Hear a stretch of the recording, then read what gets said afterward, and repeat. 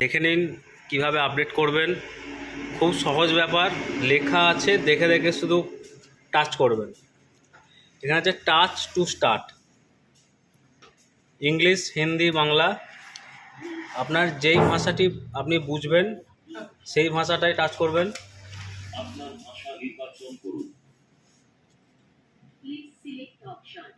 বাংলা, আপনি ছাপতে গেলে ছাপা।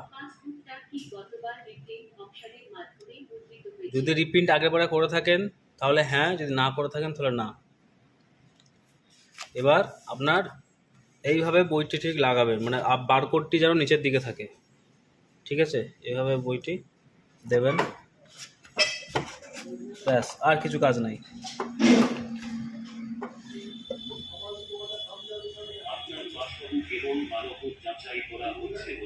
আরও বিশদে কিছু জানার থাকলে আপনারা আমাকে কমেন্ট বক্সে কমেন্ট করুন।